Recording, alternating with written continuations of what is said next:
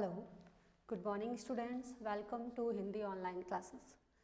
Students, आज तक हमने काफ़ी टॉपिक हिंदी की क्लास में पढ़े, जिसमें हमने संज्ञा, सर्वनाम, विशेषण, कई क्लास में हमने विराम चिन्ह, कारक, अपठित गद्यांश, पत्र, बहुत सारे लेसन पढ़े, बहुत सारे टॉपिक पढ़े। लेकिन स्टूडेंट्स, आज का हमारा जो टॉपिक है वो है हमारा अभ्यास कार्य, यानी कि दोहरान। जैसा कि आप सभी को अब पता होगा कि आप लोगों के पीटी फर्स्ट से स्टार्ट होने वाले हैं और आप लोगों को सिलेबस भी बता दिया जा रहा है कि आपको क्या क्या आएगा एग्ज़ाम में, कौन से चैप्टर लर्न करने हैं, किसकी प्रैक्टिस करनी है। तो हमारा एग्ज़ाम का पेपर पैटर्न कैसा होगा, उस पैटर्न में क्या करेंगे हम लोग, किस तरीके से हमें क्वेश्चंस को हैंडल करना है, किस पैटर्न से क्वेश्चंस आ सकते हैं, उसके ऊपर पूरा आज का ये हमारा वीडियो बना हुआ है।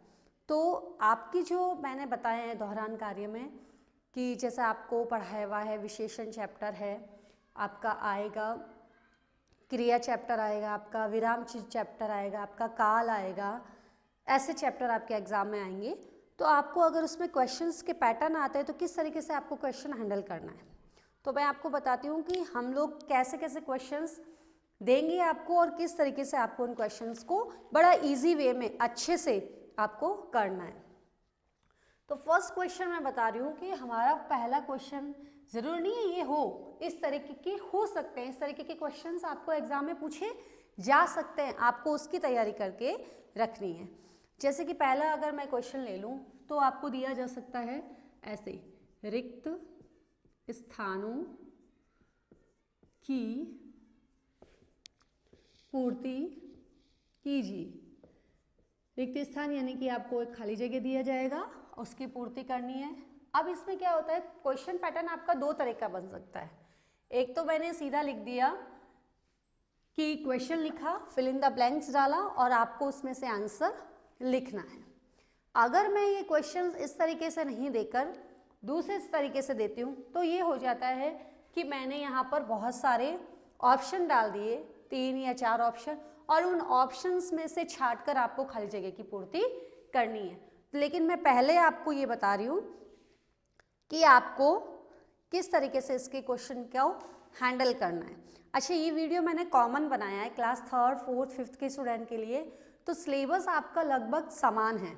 आपको करना क्या है कि जैसे कि काल चैप्टर है, ये मैंने क्लास 4th और 5th के बच्चों को पढ़ाया, और विराम चिन्ह है, ये मैंने चैप्टर क्लास 3rd के बच्चों को पढ़ाया। बाकी जो सारे चैप्टर है वो आपके कॉमन है।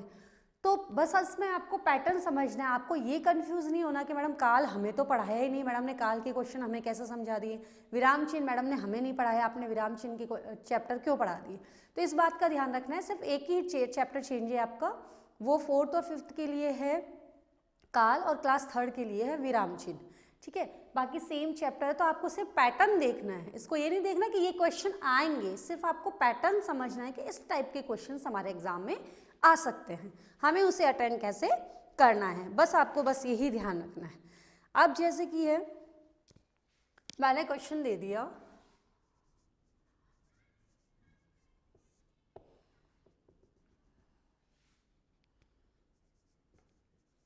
अब ये आ गया आपका फर्स्ट क्वेश्चन हो गया।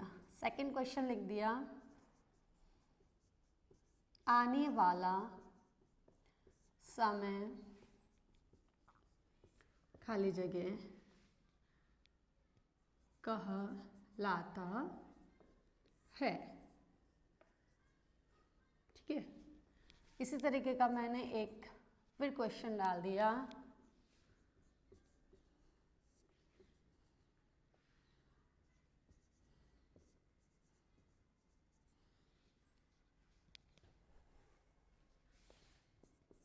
करेला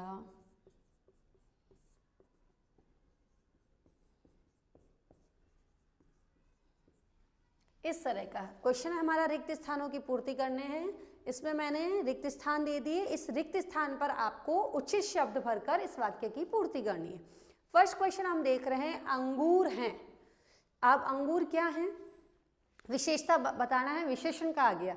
तो मैं इसमें दो तरीके से कर सकती हूँ, एक तो यहाँ दे दिए मैंने जैसे खट्टे और यहाँ डाल दिया कड़वे, जब तो आपको पता चल गया कि अंगूर खट्टे होते हैं या कड़वे होते हैं, तो जाहिर सी बात है कि अंगूर खट्टे हैं, हमने लिख दिया। ठीक है। दूसरा, आने वाला समय कहलाता है, अगर मैंने यहाँ ऑप्शन दिया भूतकाल या मैंने दे दिया भविष्यकाल, आपने देखा जो समय आएगा, आकर चला गया वो भूतकाल होता है, चल रहा है वो वर्तमान, जो समय आएगा, आने वाला समय है, वो हमारा भविष्य होता है, भविष्यकाल मैंने लिख दिया। अब मोर क्या कर रहा है?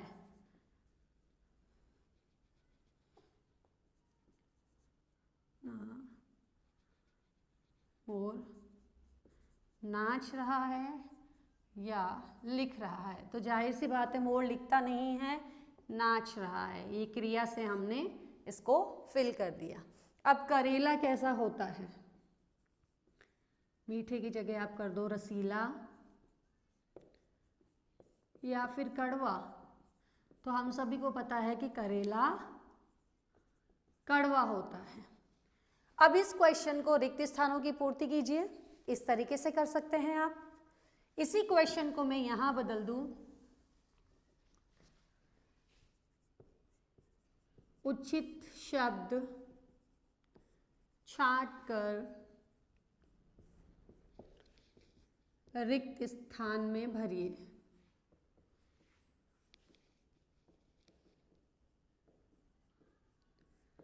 एक क्वेश्चन आपका, इसी क्वेश्चन को हम इस तरीके से भी कर सकते हैं, क्योंकि मैंने यहाँ ऑप्शन दिए, इनमें से जो सही हो, उचित हो, वो आपको यहाँ पर भरना है। एक क्वेश्चन पैटर्न हमारा इसी में ये हो सकता है। एक क्वेश्चन पैटर्न हो सकता है हमारा, आपको दिया जा सकता है एग्जाम में, कि सीधा दे दिया जाए रिक्त स्थानों की पूर्ति करिए और उसमें आपको कोई भी ऑप्शन नहीं दिया जाएगा, कोई भी ऑप्शन नहीं दिया जाए। तो उस तरीके के पैटर्न को आप किस तरीके से हैंडल करेंगे? तो उस तरीके के क्वेश्चंस में, जैसे मैं आपको बता दूं, ये किसी काम को करना खाली जगह कहलाता है। अब हमें पता है किसी काम को करना क्या कहलाता है? क्रिया कहलाता है। क्या कहलाता है? क्रिया कहलाता है। इस तरीके से हमें करना है। नेक्स्ट क्वेश्चन, अगर मैं इसी खाली जगह का ही बता रही हूँ मैं आपको, जो शब्द संज्ञा या सर्वनाम की विशेषता बताते हैं, खाली जगह कहलाते हैं। अब जो शब्द संज्ञा या सर्वनाम की विशेषता बताते हैं वो क्या कहलाते हैं? वो विशेषण कहलाते हैं। तो हमारा फिल इन द ब्लैंक्स पूरा हो गया कि वो क्या कहलाते हैं? विशेषण कहलाते हैं। ठीक है, इस तरीके से हम खाली जगह के क्वेश्चन को अटेंड कर सकते हैं। एक क्वेश्चन पैटर्न आपका बन सकता है किस तरीके का? देखिए, मैंने यहां लिख दिया कुतरना, या कुतरना से आपको नहीं समझ में आया, एक बार मैंने लिख दिया लिखना। लिखना एक है, लिखना एक है। अब आपको ऑप्शन में दिया जाए क ख ग घ में, क में दे दिया गया विशेषण, ख में आपको ऑप्शन दे दिया गया संज्ञा और ग में आपको ऑप्शन दे दिया गया क्रिया। तो जैसा आपको मैंने बताया था कि क्रिया किसी काम को करना या किसी काम का होना जो पाया जाता है वो हमारी क्या कहलाता है? क्रिया कहलाता है। अब लिखना है, कुतरना है, हंसना है, रोना है, भागना है, दौड़ना, ये सभी क्या होती है? हमारी क्रियाएं होती है। क्या होती है? हमारी क्रियाएं। और इन क्रियाओं को करने वाला, मैंने लिख दिया लिखना, तो लिखना मैंने एक क्रिया की, तो मैं उदाहरण में देखूंगी कि क मेरा ऑप्शन गलत हो गया क्योंकि ये क्रिया नहीं है। लिखना एक संज्ञा भी नहीं है, लिखना एक क्या है? क्रिया है। तो क्वेश्चन आपका बन सकता है कि उचित उत्तर के क्रमाक्षर को छांटकर कोष्टक में लिखिए। तो मैंने यहाँ कोष्टक दिया हुआ है, सही आंसर क्या है मेरा ग। मैं इसको हमारे आंसर्स के लिए फिल कर दूंगी। समझ में आ रहा है ना स्टूडेंट? इसको बड़े ध्यान से देखना है कि यहाँ मैंने ये क्वेश्चन दिया और इस तरीके का मैंने लिखा और आपका जो आंसर है ग है वो करेक्ट हो गया। आप इस पर टिक करके और ऐसे ऑप्शन में लिख दे आंसर को। नेक्स्ट क्वेश्चन इसी में एक और मैं समझा रही हूँ ताकि आपको कंफ्यूजन नहीं हो। जैसे मैंने लिख दिया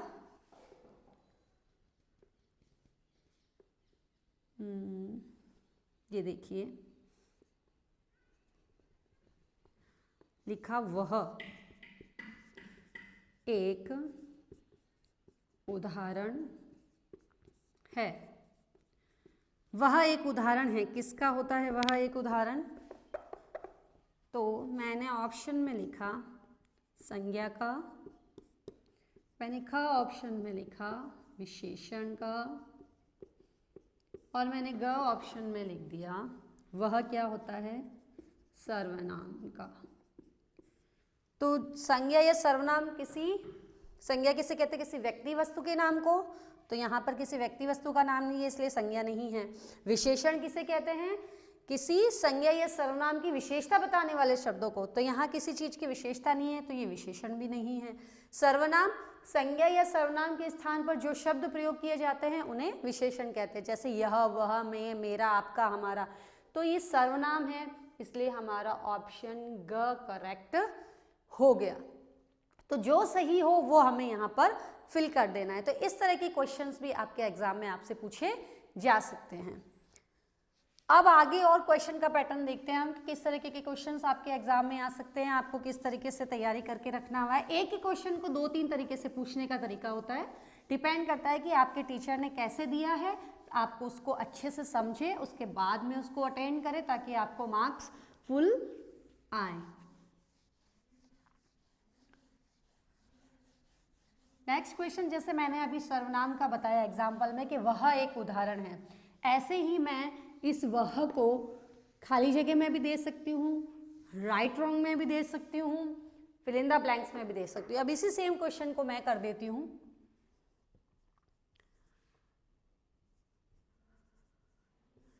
सही के सामने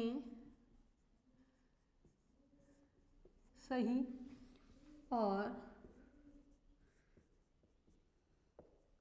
गलत के सामने गलत का निशान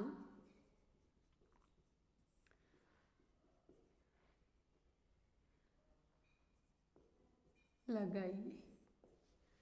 ठीक है, क्वेश्चन जैसे मैं ही वही पैटर्न लेती हूँ। वह एक सर्वनाम का उदाहरण है। क्या वह एक सर्वनाम होता है?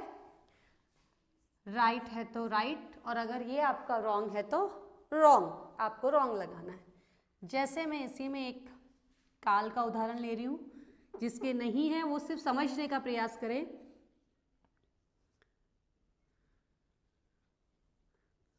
समय जो चल रहा है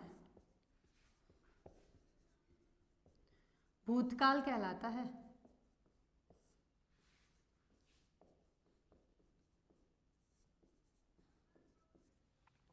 तो जैसा मैंने आपको अभी पहले भी बताया था कि जो समय चल रहा है, जो काम वर्तमान में चल रहा है वो वर्तमान काल, जो काम हमारा खत्म हो गया, जो समय बीत गया, पहले हो गया वो काम, वह हमारा कहलाता है भूतकाल। और समय जो आने वाला है, हम आने वाले समय में हम जो काम करेंगे, भविष्य के लिए जो काम करेंगे वो कहलाता है भविष्यकाल।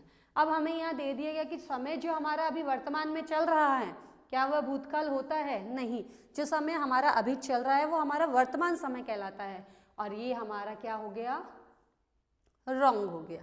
तो इस तरीके के राइट रॉन्ग के क्वेश्चंस आपके एग्जाम में आपसे पूछे जाते हैं कि सही के सामने सही का निशान लगा दीजिए और जो गलत है उसके सामने गलत का निशान लगा दीजिए। ठीक है, इसमें काफ़ी सारे क्वेश्चन हो सकते हैं, सिर्फ समझाने के लिए। अब इसमें मैं ये भी दे सकती हूँ कि संज्ञा की विशेषता बताने वालों को सर्वनाम कहते हैं। तो क्या ये क्वेश्चन सही है? नहीं, संज्ञा की विशेषता बताने, संज्ञा या सर्वनाम की विशेषता बताने वालों को विशेषण कहते हैं। तो हमारा यहाँ पर क्रॉस हो जाएगा। तो इस तरीके का क्वेश्चंस भी आ सकता है आपके एग्जाम में, इस तरीके का क्वेश्चन भी पूछा जा सकता है। नेक्स्ट है आपका, हम लेते हैं या एक की उदाहरण इसमें और समझ लीजिए। जैसे ये साइन दे दिया आपको, चिन्ह, पूर्ण विराम है या पूर्ण विराम कहलाता है। अब ये साइन हमें पता है पूर्ण विराम का होता है, तो हमारा राइट है। और ये अगर मैं इस साइन को चेंज कर दूं तो क्या ये हमारा पूर्ण विराम का साइन है? नहीं, ये हमारा किसका हो गया? विस्मय सूचक का साइन हो गया। तो मैं इसको क्या कर सकती हूँ? क्रॉस कर सकती हूँ।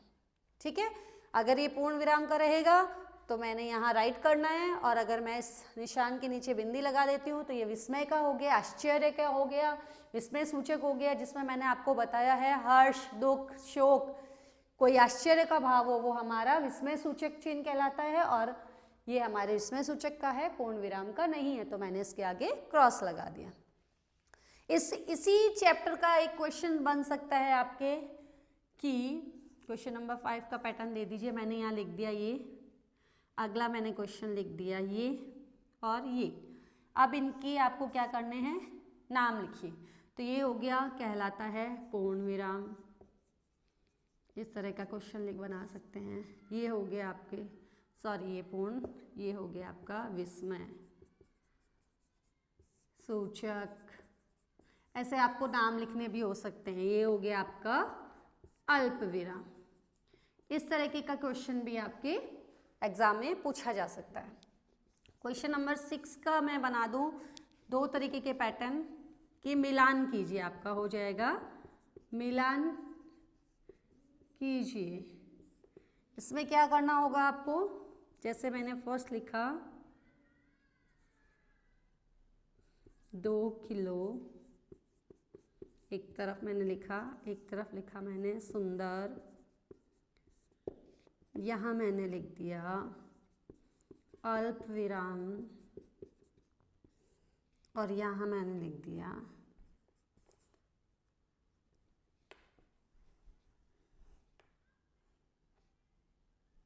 नाचना। अब मिलान में मैंने लिख दिया नाचना एक क्रिया, सुंदर, हिरण, केले, और ये इस तरीके से। अब इसमें जो करेक्ट है उसके सामने करेक्ट या तो आप मैच करके लिख दीजिए या मिलान कर दीजिए। तो देखो 2 किले एक क्रिया नहीं हो सकता, 2 किलो एक हिरण नहीं हो सकते, 2 किलो ये अल्प विराम का निशान है, तो 2 किलो क्या होते हैं? केले। ये किसका आ गया? हमारे विशेषण का चैप्टर ले लिया इसमें, जिसमें कौन सा विशेषण है? ये 2, 3, 5, जिससे हमें संख्या का बोध हो। तो ये हमारा संख्यावाचक विशेषण का उदाहरण है, और ये हमारा हो गया 2 किलो केले। इसी तरीके से सुंदर, सुंदर किसी की विशेषता होती है संज्ञा या सर्वनाम की। तो यहाँ पर हमारे सुंदर क्या है? हमारे लिए हमारा हिरण यहाँ पर सुंदर है। अल्प विराम कौन सा होता है साइन? अल्प विराम का साइन ये होता है, हमने इसको मिला दिया। और नाचना एक क्रिया क्या होती है? नाचना एक क्रिया होती है। तो मैं ये नहीं कह रही कि क्वेश्चन आपके ये आएंगे, क्वेश्चन इस पैटर्न से आ सकते हैं। आपको ये समझने की कोशिश करिए कि एग्जाम में आ गया तो हम किस तरीके से पकड़े। 2 किलो, यहाँ तो मैंने केले हैं, कई बार मैं यहाँ पे आम लिख दूँ और यहाँ लिख दूँ रसीला, तो रसीला आम होगा। 2 किलो आम और केले में आप कंफ्यूज हो सकते हैं, तो रसीला केले नहीं होंगे, रसीला आम होगा। ऐसे कंफ्यूज नहीं हुए। 2 किलो की जगह अगर मैं यहाँ लिख दूँ 2 लीटर और यहाँ लिख दूँ दूध, तो 2 लीटर से आपको पता चल जाएगा कि लीटर माप या तोल हमारे परिमाणवाचक विशेषण का उदाहरण होता है। और परिमाण में मतलब होता है किसी चीज़ का नाप या तोल, और नाप या तोल किसका है? दूध का दे रखा है, या तेल दे रखा है, या कोई भी अदर तोलने की चीज़ दे रखी है, कपड़ा दे रखा है 2 मीटर कपड़ा, तो हम उसको उससे मिला देंगे। तो इन चीज़ों का हमें बिल्कुल अच्छे से ध्यान रखना है और इनकी बहुत अच्छे से प्रैक्टिस करनी है हमें, ताकि हमारे एग्जाम के क्वेश्चंस को हम अच्छे से हल कर सकें। इसी में आपके और क्वेश्चन के पैटर्न बन सकते हैं। आप देखिए, राइट रॉन्ग हो गया आपका, फिल इन द ब्लैंक्स हो गए आपके, राइट रॉन्ग हो गए। अब आ सकते हैं आपके क्वेश्चन मैचअप वाला, आपको बता दिया। इसी में जैसे कि आपका क्रिया चैप्टर है, क्रिया किसे कहते हैं या क्रिया, तो मैंने आपको समझाया हुआ है कि हमारी क्रिया दो है, सकर्मक और अकर्मक। अब उसमें आपके उदाहरण दे दिए गए मैंने, तो क्वेश्चन मैंने 6 बना दिया। क्रिया के भेद लिखो, या निम्न वाक्यों में से क्रिया के भेद छांट कर लिखो। जैसे मैंने यहाँ लिख दिया, चांद निकल रहा है, यह एक क्रिया है। अब आप में इसमें क्रिया का भेद छांट कर लिखना है। तो चांद निकल रहा है, मैंने आपको बताया क्रिया के दो भेद, सकर्मक और अकर्मक, दोनों में अंतर बताया। स का मतलब साथ और कर्म यानी कर्म। तो जिस क्रिया का कर्म साथ होता है वह कहलाता है सकर्मक क्रिया, और अकर्मक मैंने बताया था अकर्मक। ये रिवीजन आपका पूरे चैप्टर्स का हो रहा है। अकर्मक, अ यानी अलग होता है कर्म, जिसमें कर्म अलग होता है साथ नहीं होता है वो कहलाता है अकर्मक, और स यानी कर्म जिसके साथ होता हो वो कहलाता है सकर्मक। अब देखिए, इसमें मैंने एक चीज और बताया था कि सकर्मक में हमेशा हमें क्या से करने पर उत्तर मिल जाता है, जबकि अकर्मक में हमें कौन से करने पर, कौन का प्रश्न पूछने पर उत्तर मिलता है। तो मैंने सकर्मक में बताया आपको कि चांद निकल रहा है, क्या हो गया, हमने प्रश्न किया चांद क्या निकल रहा है, उत्तर हमारे पास कुछ नहीं आया, इसलिए हमारी ये क्रिया हो गई अकर्मक। ठीक है। दूसरा क्वेश्चन मैंने बनाया, राजीव पत्र लिख रहा है। अब हम प्रश्न करेंगे क्या से, राजीव क्या लिख रहा है, उत्तर हमारे पास आया पत्र निकल के, तो हमारी क्रिया हो गई सकर्मक। इस तरीके से क्वेश्चन भी आपके एग्जाम में आ सकते हैं। इसी तरीके से नेक्स्ट क्वेश्चन आ सकता है आपका, काल में बदलिए या काल के भेद लिखिए। जैसे मैंने लिख दिया राम नाच रहा है, ये कौन से काल का उदाहरण है, तो आपने लिख दिया वर्तमान काल। इसी का मैंने दूसरा बना दिया, मोहन पत्र लिख रहा था, ये कौन से काल का उदाहरण है, ये हो गया भूतकाल का। एक प्रश्न आपका इस तरीके का आ सकता है, एक क्वेश्चन इसी काल को बदल के दिया जा सकता है कि आपके सामने निर्देश दिए हुए हैं कि आप इसको बदल के लिखिए। दिए गए वाक्यों का या प्रश्नों का काल बदलकर लिखिए। तो आपको उस क्वेश्चन में क्या करना होगा, जैसे मैंने इसी को करना है, राम नाच रहा है, इसका मैंने ब्रैकेट में दे दिया, भूतकाल में लिखना है आपको इसको बदलकर। तो इसका आंसर हो जाएगा राम नाच रहा था। इस तरीके से आपने इसको भूतकाल में बदल के लिख दिया। इसी प्रश्न का मैं देती हूँ, मोहन पत्र लिख रहा था, इसको वर्तमान में बदल लिए तो हो जाएगा मोहन पत्र लिख रहा है। इस तरीके से आपके ये उदाहरण हो गए, और इसी पैटर्न से आपके क्वेश्चन आ सकते हैं। एक दो क्वेश्चंस और सकते हैं कि जैसे क्रिया है, क्रिया पर गोला लगाइए, तो आपको दे दिया बचपन, लिखना, आंगन और जयपुर। अब आपको पता है जयपुर क्रिया नहीं है, बचपन क्रिया नहीं है, आंगन क्रिया नहीं, क्रिया क्या हो गई आपका, अगर लिखना लिखा हुआ है तो दौड़ना लिखा हुआ है, तो आपका ऑप्शन है या उसके ऊपर आप गोला लगा दीजिए। एक क्वेश्चन और देख लीजिए इस पैटर्न का,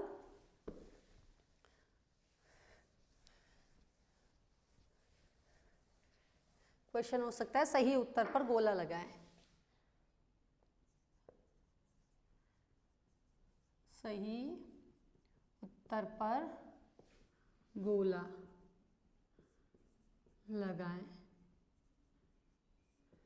जैसे यहाँ मैंने लिखा बचपन,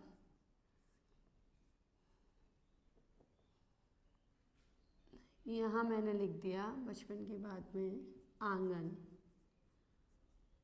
यहाँ मैंने लिख दिया जयपुर।